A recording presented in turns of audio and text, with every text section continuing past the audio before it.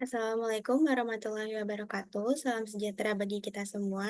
Yang terhormat Ibu Ervina Maulida, SPD MBA, selaku dosen pengampu mata kuliah Korespondensi Bahasa Indonesia, serta teman-teman yang saya banggakan. Pada kesempatan kali ini, kelompok 9 akan memaparkan materi hasil diskusi mengenai surat dinas. Boleh di-next? Oke, sebelum itu, saya izin memperkenalkan anggota dari kelompok 9, yaitu Nur Azizah, Keisha Putri Debi, Kaila Rahma Anjani, dan saya sendiri Hairunisa Ilawidarum. Boleh di-next? Baik, ini dia materi-materi yang akan kami paparkan mengenai pengertian surat dinas, fungsi dan tujuan surat dinas, ciri-ciri surat dinas, syarat-syarat surat dinas, jenis-jenis surat dinas, dan format umum dari surat dinas. Boleh di-next? Oke, materi selanjutnya akan dipaparkan oleh rekan saya. Oke, saya akan menjelaskan pengertian dari surat dinas. Surat dinas adalah sebuah komunikasi resmi yang tertulis yang digunakan oleh instansi atau lembaga untuk menyampaikan informasi, permintaan, atau permasalahan yang berkaitan dengan kegiatan kedinasan. Lalu, menurut para ahli, seperti Sujito dan Solehan, itu surat dinas adalah surat yang berisi masalah kedinasan atau administrasi kedinasan, yaitu surat dinas hanya dibuat oleh instansi dan dapat dikirimkan kepada semua pihak yang memiliki hubungan dengan instansi tersebut. Lalu menurut E. Zainal Arifi, surat dinas itu adalah surat dari salah satu pihak ke pihak yang lain, yang berisi informasi menyangkut kepentingan tugas dan kegiatan dinas instansi yang bersangkutan. Berdasarkan pendapat para ahli, dapat disimpulkan bahwa surat dinas adalah alat komunikasi tertulis menyangkut kepentingan kedinasan. Namun surat dinas tidak hanya dapat digunakan oleh instansi pemerintahan, tetapi juga dapat digunakan oleh perorangan yang memiliki kebutuhan penting. Boleh di next? Oke, selanjutnya akan dijelaskan oleh rekan saya. Selanjutnya itu ada fungsi surat dinas. Yang pertama sebagai bukti hitam di atas putih, yaitu untuk mengantisipasi masalah yang tidak diinginkan terkait dengan surat perjanjian. Yang kedua sebagai pengingat. Dengan menyimpan surat dinas, penerima maupun pengirim surat dapat mengingat kembali tugas-tugas yang harus diselesaikan dan tenggat waktu yang harus dipenuhi. Yang ketiga ada sebagai bukti historis. Korespondensi resmi diarsipkan dan disimpan agar dapat diakses untuk referensi di masa depan. Ini membantu mengingatkan kita tentang pilihan, arahan, atau tindakan yang telah diambil. Yang keempat itu ada sebagai pedoman kerja untuk menjamin dan menjelaskan tingkat kepastian dan mekanisme kerja dalam pelaksanaan tugas yang berkaitan dengan keputusan atau arahan. Misalnya, surat instruksi kerja, surat izin, dan surat keputusan. Yang terakhir, sebagai duta atau wakil penulisnya. Bentuk perwakilan komunikasi dengan penerima tanpa harus bertatap muka secara langsung. Ini sangat berguna dalam situasi di mana pertemuan fisik tidak memungkinkan. Selanjutnya ada tujuan surat dinas. Yang pertama, menyampaikan informasi. Surat dinas digunakan untuk menyampaikan informasi resmi dari satu pihak ke pihak yang lain, baik dalam bentuk pemberitahuan, pengumuman, atau laporan atau laporan.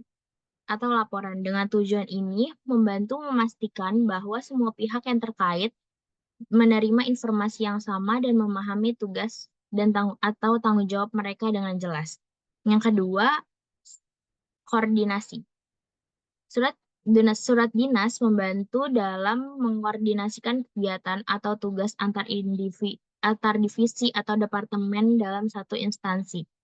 Tujuan ini mendukung terciptanya kerjasama tim yang baik dan pencapaian tujuan organisasi secara efektif. Yang ketiga ada pengendalian. Surat dinas digunakan sebagai alat pengendalian atau mengatur arus informasi dan kegiatan di lingkungan instansi, yang mencangkup pengaturan tugas, tanggung jawab, dan wewenang antara atasan dan bawahan. Untuk memastikan bahwa instruksi atau kebijakan yang telah ditetapkan diikuti dengan benar. Yang selanjutnya itu ada dokumentasi. Surat dinas memiliki tujuan untuk mendokumentasikan kegiatan atau keputusan penting yang terjadi di dalam suatu instansi. Dokumentasi ini dapat digunakan sebagai bukti atau referensi di masa yang akan mendatang terkait dengan kegiatan atau keputusan tertentu yang telah diambil. Tujuan ini dapat membantu dalam menjaga transparansi, akuntabilitas, dan integritas proses administratif di lingkungan instansi. Selanjutnya itu ada pengarsipan. Surat dinas disimpan sebagai arsip yang akan diakses kembali di masa depan untuk referensi atau bukti historis. Tujuan ini membantu dalam menjaga kelancaran proses monitoring dan evaluasi terhadap kegiatan atau kebijakan yang telah dilakukan, serta memudahkan akses terhadap informasi terkait di masa depan. Yang terakhir itu sebagai pengingat. Dengan adanya surat dinas, pihak yang dituju akan mendapatkan pengingat yang tertulis terkait dengan hal-hal penting yang perlu diperhatikan atau dilakukan sesuai dengan arahan yang telah diberikan sebelumnya. Tujuan ini membantu dalam memastikan agar tidak ada tugas atau tanggung jawab yang terlupakan atau terlewatkan. Selanjutnya akan dijelaskan oleh rekan saya.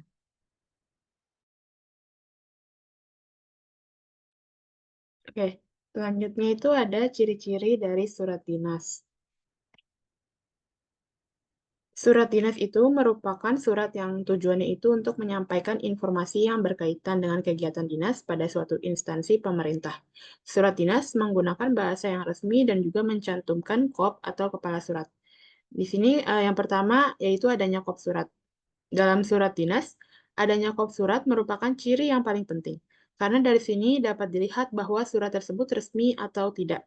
Di dalam kop surat itu terdapat beberapa bagian yang tercantum, seperti nama tempat, tanggal surat, nomor surat, lampiran, perihal, alamat yang dituju, salam pembuka, paragraf isi, paragraf penutup, salam penutup, tanda tangan, nama jelas penanda tangan, dan juga jabatan. Yang kedua itu bahasa yang digunakan formal. Dalam surat dinas, bahasa yang digunakan yaitu bahasa formal. Surat dinas tidak diperbolehkan untuk menggunakan bahasa non-formal atau bahasa yang digunakan sehari-hari. Kosakata yang digunakan pada surat dinas harus sesuai dengan pedoman umum ejaan bahasa Indonesia. Lalu yang ketiga itu menggunakan stempel resmi. Ciri berikutnya yaitu adanya stempel resmi di akhir surat. Stempel ini terletak di atas tanda tangan kepala instansi. Dengan cara tersebut, dapat diketahui dengan mudah bahwa surat tersebut adalah surat dinas. Yang keempat itu, surat ditulis oleh pribadi atau atas nama lembaga. Nama lembaga pemerintahan, perusahaan atau organisasi yang ditujukan ke suatu lembaga atau sebaliknya. Lalu, isi surat ditulis langsung pada intinya. Surat dinas itu tidak terlalu panjang dan tidak bertele-tele, tetapi langsung pada intinya. Lalu surat dinas bersifat searah. Jadi surat dinas itu tidak ada timbal balik antara pengirim dengan orang yang dituju. Surat dinas itu hanya bersifat searah, yaitu kepada orang yang dituju. Lalu yang ketujuh itu ada pemakaian media yang sesuai seperti ukuran, warna, jenis kertas, dan juga warna tinta. Lalu bahasa yang dipakai itu singkat, lugas, dan jelas. Dan yang terakhir ini, fakta boleh disajikan sesuai keperluan, jika benar-benar perlu. Oke, boleh di next. Selanjutnya akan dijelaskan oleh rekan saya. Baik, yang selanjutnya adalah syarat-syarat surat dinas. Syarat yang pertama dari penulisan surat dinas adalah format standar.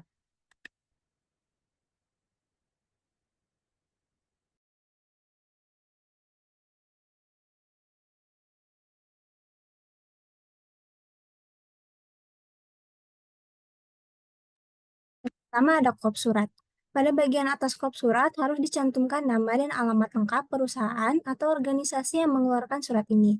Umumnya pada kop surat juga dapat dilampirkan logo perusahaan atau organisasi yang mengirimkan surat tersebut. Logo yang digunakan juga sesuai dengan identitas lembaga secara resmi. Hal ini dilakukan agar integritas dan keaslian surat ikut terjaga. Lalu yang selanjutnya ada nomor surat. Setiap surat dinas diberikan nomor yang sesuai dan berurutan, tergantung pada perusahaan atau organisasi. Nomor ini membantu dalam pengarsipan dan penyimpanan berkas administrasi. Lalu selanjutnya ada tanggal surat. Tanggal penulisan surat harus disebutkan dengan jelas di sudut kiri atas halaman pertama. Format umum penulisan tanggal menggunakan tanggal, bulan, dan tahun. Tanggal ini berfungsi untuk memberikan keterangan kapan dibuatnya surat tersebut. Lalu ada perihal. Perihal berisi judul singkat yang menjelaskan tujuan utama surat. Judul ini harus cukup spesifik untuk memberikan gambaran sebelum membaca isi surat. Lalu ada alamat tujuan, yaitu cantumkan alamat penerima dengan kata-kata seperti yang terhormat atau yang disingkat YTH atau kepada. Hal ini untuk menunjukkan rasa hormat kepada orang yang disebutkan dalam surat tersebut. Lalu ada isi surat, yaitu bagian utama surat berisi informasi tentang materi, masalah utama yang harus diselesaikan dan atau disampaikan. Lalu ada lampiran. Jika ada dokumen pendukung lainnya seperti agenda rapat, daftar hadir, laporan diskusi, lampirkanlah dengan jelas dan mudah dibaca di bagian lampiran. Pastikan dokumen yang dilampirkan dapat dengan mudah dibaca dan dimengerti dengan jelas oleh penerima. Lalu yang terakhir ada salam pembuka dan penutup. Surat dinas dapat memuat salam pembuka yang formal seperti hormat kami, diikuti dengan nama-nama yang bersangkutan. Lalu untuk bagian penutup, buatlah salam penutup yang sopan, seperti misalnya dengan demikian atau kata-kata penutup lainnya. Kemudian dapat menambahkan tanda tangan. Selanjutnya. Lalu ada konten sederhana dan mudah dipahami. Dalam membuat surat resmi, isi surat harus dibuat dengan urutan yang logis dan sistematis. Hal ini akan memudahkan pembaca mengetahui isi surat secara garis besar dari awal hingga akhir, seperti menjelaskan secara rinci tujuan penulisan surat, yang mungkin berupa izin dan sebagainya. Kemudian berikan informasi lengkap tentang izin tersebut. Ikutilah dengan bahasa yang bahasa informal yang mungkin tidak mudah dimengerti oleh penerima surat. Jika perlu, gunakan subjudul untuk memecah bagian-bagian surat menjadi bagian-bagian yang sederhana dan mudah dipahami. Subjudul semacam itu membantu pembaca untuk berkonsentrasi pada topik tertentu tanpa membaca keseluruhan teks, seperti dalam contoh yang mencantumkan hari, tanggal, waktu, dan tempat pelaksanaan, sehingga memudahkan pembaca untuk lebih memahami alasan dibalik penulisan surat tersebut. Lalu ada etiket dan bahasa formal. Menulis surat dinas haruslah menggunakan etiket dan bahasa formal untuk memastikan bahwa penyampaian isi surat sesuai dan efektif. Contohnya dalam salam pembuka dan penutup. Surat dinas akan dibuka dengan salam pembuka dengan cara yang sopan menggunakan kata yang terhormat atau kepada, dan salam penutup menggunakan bahasa formal seperti hormat kami atau dengan demikian. Dan lebih baik lagi jika menggunakan nama penerima menggunakan gelar resmi seperti yang terhormat Kepala Dinas Pendidikan. Tetapi jika nama penerima tidak diketahui, maka yang disebutkan adalah jabatannya saja. Dalam memberikan informasi, bahasa yang digunakan dalam surat resmi harus tegas dan tidak bermakna ganda. Aspek ini penting untuk menghindari kesalahpahaman di antara kedua belah pihak. Lalu yang selanjutnya, nomor surat yang akurat. Nomor dalam surat resmi merupakan salah satu elemen penting yang tidak hanya membuat identitas surat itu sendiri, tetapi juga menyangkut proses administrasi dan pengarsipan. Format yang diambil oleh sebuah nomor biasanya mencakup beberapa komponen yang dipisahkan oleh garis miring. Elemen tersebut diantaranya yang pertama ada kode nomor surat. Dalam nomor surat, kode tersebut digunakan untuk mengidentifikasi jenis surat. Contohnya seperti SK atau surat keputusan, SU atau surat undangan, dan SPM atau surat permohonan. Lalu selanjutnya ada nomor urut surat. Merupakan nomor khusus yang diberikan kepada surat tersebut sesuai dengan urutannya dengan ketentuan dari perusahaan atau organisasi pengirim surat tersebut. Lalu selanjutnya ada nama lembaga pembuat surat. Biasanya dalam surat tercantum nama dari perusahaan atau organisasi yang membuat surat tersebut. Lalu yang terakhir ada tahun. Dalam nomor surat juga menyantumkan kapan tahun dibuatnya surat tersebut. Lalu yang selanjutnya ada tanggal yang jelas. Tanggal salah satu elemen penting dalam surat bisnis yang bertujuan untuk menunjukkan waktu penulisan surat. Penulisan tanggal dengan jelas sangat penting untuk kepentingan administrasi, referensi, dan pengarsipan. Dalam proses pengarsipan, tanggal berfungsi untuk mengelompokkan surat sesuai dengan waktu pembuatannya, sehingga memudahkan pencarian di kemudian hari. Tanggal juga menentukan masa berlaku isi surat seperti batas waktu untuk membalas atau melaksanakan instruksi dalam beberapa kasus. Tanggal biasanya juga ditempatkan di bagian kanan atau kanan atas surat di bawah kop surat dan sebelum nomor surat. Hal ini memberikan struktur yang rapi dan mudah dibaca. Penulisan tanggal yang tepat biasanya ditulis dalam format standar, yaitu contohnya 10 Oktober 2024 atau 10-10-2024. Namun, akan lebih baik jika bulan ditulis dengan kata-kata agar tidak membingungkan, terutama saat menggunakan angka. Lalu yang terakhir ada lampiran transparan. Lampiran dalam surat formal adalah elemen penting yang bertujuan untuk memberikan dokumen tambahan atau pendukung untuk mendukung isi utama surat. Lampiran harus transparan dan jelas agar penerima surat lebih mudah memahami maksud dan tujuan surat. Dengan lampiran yang transparan, artinya dokumen yang dilampirkan dapat dimengerti dan tidak menimbulkan kesalahpahaman. Lampiran harus logis dan tidak membingungkan penerima. Ini berarti semua lampiran pada surat harus ditentukan dengan jelas, seperti lampiran 1 yaitu dokumen pendukung atau lampiran 2 bukti foto. Untuk selanjutnya akan dijelaskan oleh rekan saya.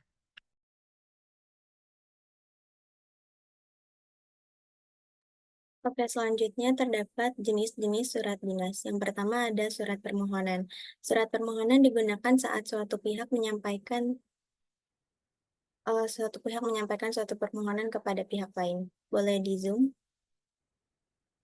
Pada contoh yang kami berikan, terdapat contoh surat permohonan dari Fakultas Matematika dan Ilmu Pengetahuan Alam dari Universitas Pendidikan Indonesia menyampaikan permohonan kepada perusahaan Faber-Castell untuk sponsorship acara mereka. Dan di dalam surat permohonan ini kurang lebih strukturnya sama pada surat resmi secara umum, yaitu terdapat kop surat, tanggal dan tempat pembuatan surat, nomor perihal lampiran, lalu ada tujuan, lalu ada pembuka, isi dan penutup, dan ada tanda tangan. Selanjutnya ada surat keputusan. Surat keputusan ditujukan untuk menyampaikan keputusan yang berkaitan dengan hal-hal yang selama ini belum jelas. Nah, surat keputusan ini pada umumnya berhubungan dengan suatu instansi atau lembaga. Jadi, fungsi dari surat keputusan ini adalah memberikan kepastian, lalu mendapatkan penetapan tertulis secara hukum, dan memperoleh tindakan hukum yang menjamin legalitas secara tertulis.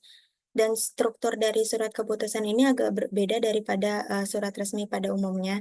Yang pertama itu ada konsideran. Konsideran ini merupakan landasan hukum dari pembuatan surat. Pada bagian ini menunjukkan tentang bagian yang harus tertulis pada surat. Lalu yang kedua ada desideratum. Nah, pada bagian ini tertulis tujuan dari pembuatan surat yang akan mencakup tujuan apa saja yang ada pada surat keputusan tersebut. Lalu yang terakhir itu ada diktum. Bagian ini menunjukkan isi dari surat dan menjadi bagian pokok penting. Pada bagian surat ini menunjukkan kata memutuskan, yaitu hal-hal apa yang diputuskan pada surat keputusan tersebut. Boleh di next. Lalu selanjutnya ada surat kuasa. Surat kuasa ini isinya mengenai penjelasan tentang pemberian wewenang atau kuasa dari satu pihak ke pihak lainnya yang diberikan kepercayaan. Jadi surat kuasa ini berisi penjelasan mengenai pemberi kuasa kepada penerima kuasa bahwasanya pemberi kuasa tidak dapat menjalankan tugas itu sendiri. Jadi pemberi kuasa itu memberikan wewenang kepada penerima kuasa. Lalu ada dua jenis surat kuasa yang juga memiliki dasar hukum yang berbeda, yaitu surat kuasa umum yang diatur pada pasal 1796 KUHP Perdata, dan juga surat kuasa khusus yang diatur dalam pasal 175 KUH Perdata. Lalu kuasa umum berupa tulisan di bawah tangan, bahkan dalam sepucuk surat ataupun dengan secara lisan. Selain itu, kalau misalnya surat khusus itu mengenai hanya satu kepentingan tertentu atau lebih secara umum, meliputi segala kepentingan dari isi pemberi kuasa. Selanjutnya ada surat perintah atau surat tugas yang berisi penugasan dari atasan kepada karyawannya. Contohnya itu kayak surat perjalanan dinas, surat perintah untuk lembur, atau surat penanggung jawab kegiatan, dan lain-lain. Kalau di contoh ini ada berisi surat tugas dari atasannya atau Kepala Pelaksana Harian Badan Penanggulangan Bencana Daerah Provinsi Jawa Tengah kepada karyawannya, yaitu Yansen Mardiana, untuk membantu melakukan tugas BPBD Provinsi Jawa Tengah dalam rangka poin-poin tersebut. Dan boleh di next. Lalu selanjutnya ada surat pengantar. Surat pengantar merupakan jenis surat resmi yang biasanya digunakan untuk kepentingan pribadi. Dalam surat ini, contohnya surat keterangan tidak mampu, surat pengantar proposal bantuan dana, dan lain sebagainya. Dalam contoh yang kami berikan ini ada surat proposal permohonan bantuan dana dari Politeknik Negeri Sriwijaya kepada Kepala Pimpinan Bank Indonesia untuk melakukan kegiatan Natal bersama mahasiswa-mahasiswi Politeknik Negeri Sriwijaya. Lalu selanjutnya ada surat edaran. Surat edaran pada umumnya ditujukan kepada kalangan tertentu di mana isinya berupa pemberitahuan kegiatan atau hal tertentu. Nah, surat edaran ini dapat ditemukan di sekolah seperti surat edaran pengumuman libur, surat edaran rapat, dan juga surat edaran uh, dan lain-lain. Kalau di sini contohnya itu surat edaran libur semester Gasol tahun pelajaran 2012-2013 yang diberikan kepada Kepala SMA SMK Negeri Swasta Sekabupaten Boyolali dari Dinas Pendidikan Pemuda dan Olahraga. Boleh di next?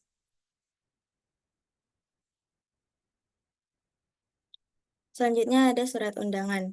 Surat undangan biasanya digunakan untuk memanggil atau mengundang seseorang atau pihak lembaga tertentu dalam menghadiri suatu acara.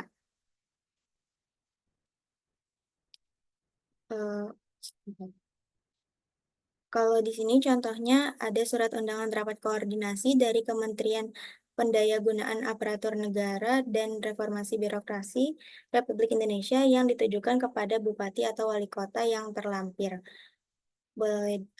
Selanjutnya ada surat keterangan. Nah, surat keterangan ini isinya memberikan keterangan mengenai suatu hal agar pihak yang bersangkutan tidak timbul kerugian.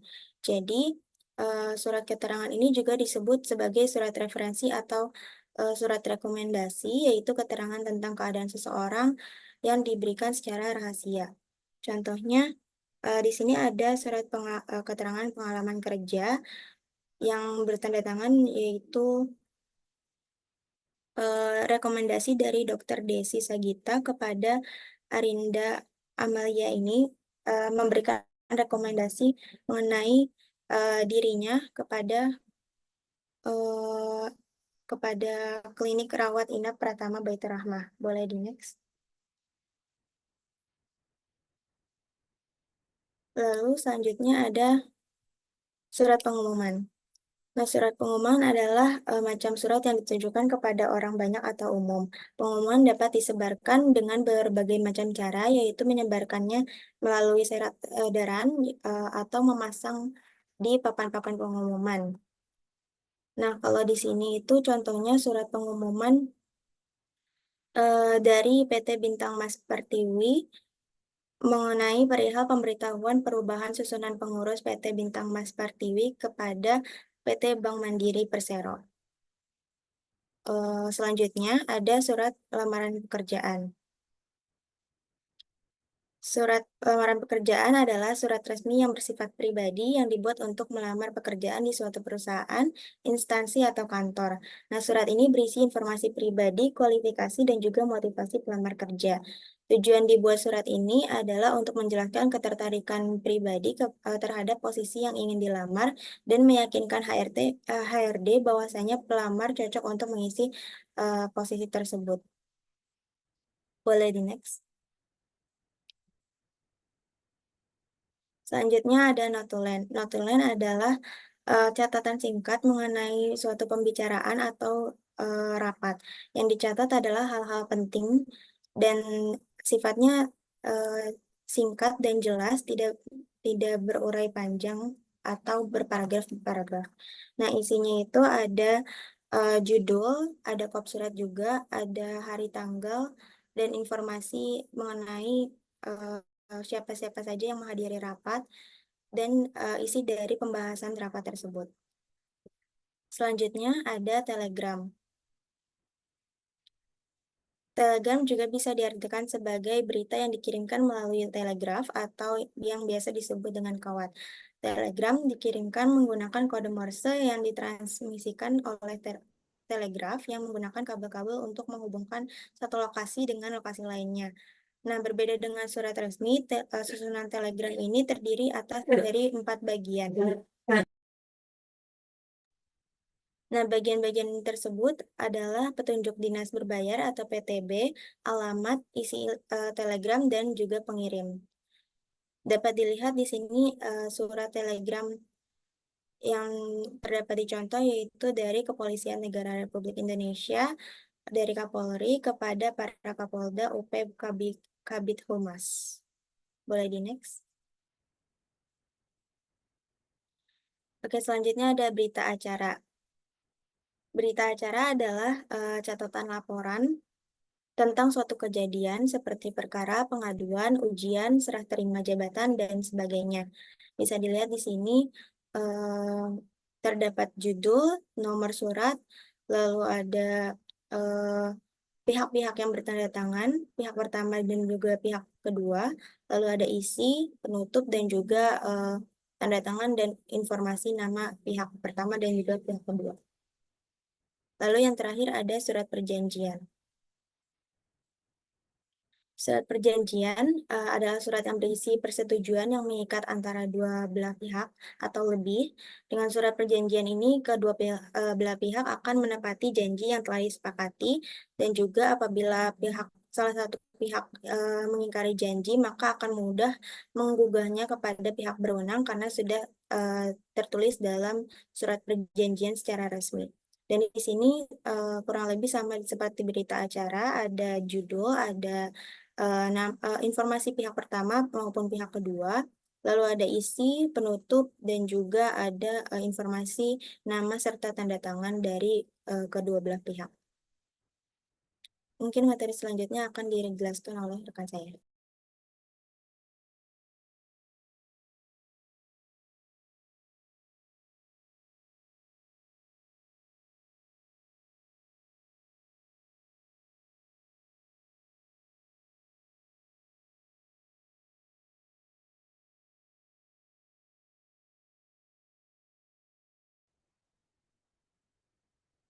Baik, di sini saya akan menjelaskan format umum pada surat dinas.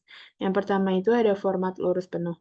Bisa dilihat di layar bahwa tanggal, nomor, lampiran, dan hal itu sejajar atas bawah. Lalu yang terhormat itu ada di sebelah kiri dan salam pembuka. Lalu kalau di format lurus itu, tanggal, nomor, lampiran, dan hal tidak sejajar kembali, namun tanggal ada di sebelah kanan. Dan tulisan yang terhormat itu ada di sebelah kanan. Dan juga salam penutup, tanda tangan, dan juga nama jabatan itu ada di sebelah kanan bawah, kecuali tembusan ada di sebelah kiri. Lalu di format setengah lurus A, itu sama dengan format lurus, yaitu tanggal ada di sebelah kanan atas, dan yang terhormat juga di sebelah kanan. Tetapi perbedaannya di sini, untuk salam pembuka itu, kalimatnya menjorok ke dalam, dan juga isi dari kalimat tersebut, awalan isi dari kalimat tersebut itu menjorok ke dalam. Dan salam penutup, tanda tangan, nama penanda tangan, dan nama jabatan ada di kanan bawah, sedangkan tembusannya di sebelah kiri bawah. Boleh di next.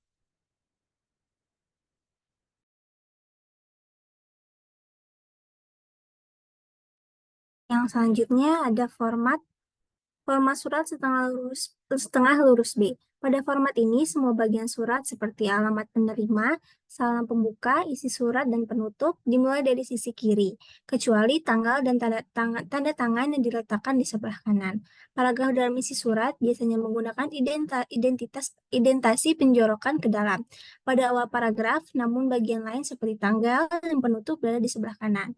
Lalu yang selanjutnya ada format surat lekukan atau lekuk. Pada format lekuk, semua paragraf baik di bagian pembuka, isi maupun penutup surat dimulai dengan identasi atau penjorokan ke dalam. Setiap bagian yang baru termasuk tanggal, salam, alamat penerima, paragraf pembuka dan penutup selalu dimulai dengan jarak masuk. Format ini memiliki tampilan yang lebih klasik dan formal dibanding format lainnya. Lalu format yang terakhir ada format paragraf menggantung. Pada format ini, barisan pertama paragraf dimulai dari margin kiri, tetapi baris kedua dan seterusnya pada paragraf tersebut dimasukkan ke dalam atau menggantung. Ini menciptakan kesan visual yang berbeda di mana hanya baris pertama yang sejajar dengan margin kiri, sementara baris lainnya terlihat lebih masuk. Format ini jarang digunakan dalam surat dinas resmi, tetapi lebih sering diterapkan dalam dokumen akademis atau daftar pustaka.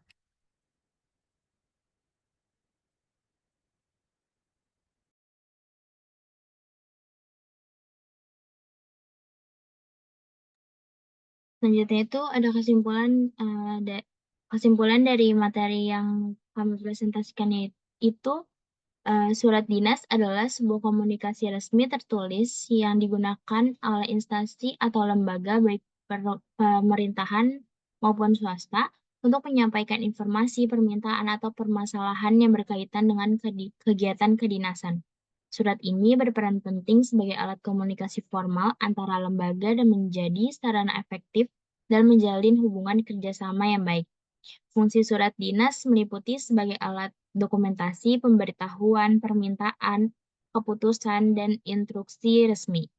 Terdapat 14 jenis surat dinas, di antaranya ada surat permohonan, surat keputusan, surat kuasa, surat perintah, surat edaran, surat undangan, surat keterangan, surat pengumuman, surat lamaran kerja, surat notulen, dan telegram, surat acara, dan surat perjanjian. Selanjutnya akan dijelaskan oleh rekan-rekan. Baik, ini dia terdapat referensi dari materi yang kami paparkan mengenai surat dinas. Boleh next.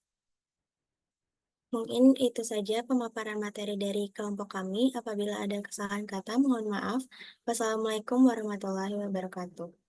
Sesi pertanyaan akan dibuka melalui kolom komentar. Terima kasih.